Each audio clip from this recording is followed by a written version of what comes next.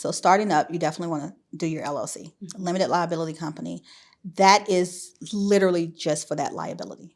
Okay. So if something happens to you, you're separated from your company. You'll still file a Schedule C, which is a part of your personal tax return, but you have a actual LLC, a business. LLC elected to be taxed as an S corp. So S corp, sub corp allows your company to file a separate tax return from you. Yeah, that's what we do. Exactly. So Claudia's company is separate from Claudia. Right. However, a part of an S corp is you have to be on payroll. So you put yourself on W-2. It eliminates the self-employment tax from you having to file an LLC on an S corp. Okay. Which will save you tens of thousands of dollars depending on how much money you make. But also, too, your profit or your loss from your business flows into your personal return. And there are a lot of other advantages as well.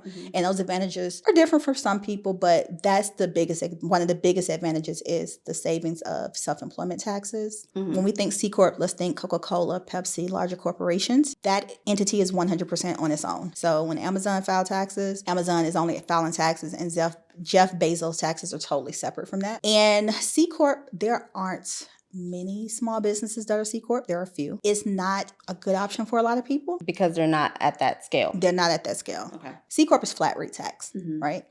But if you make $100,000 and you pay 30% flat tax on C Corp, whereas you make $100,000 and you pay 20% on S Corp, those are the type of numbers you have to look for. Okay. These are not actual numbers. This is just an example. Right. This is just this. Yeah, exactly. But you have to look at that difference when it comes down to selections. And then, of course, you have partnerships. Partnerships is just mean you saying, hey, we're going to agree to have a business. Yes, bourbon. All the way. All the way. So partnerships just mean you're agreeing to have a business. And you can file a partnership tax return.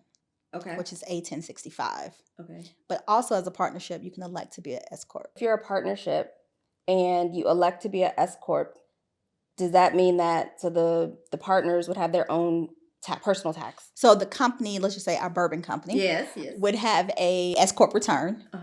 And then we would get Schedule K1s, which tells us how much we split as a partner. If it's 50-50, we made $100,000. Claudia gets $50,000 on her personal. Erica gets $50,000 on her personal. Okay. So those are just a few of them, a few of the options.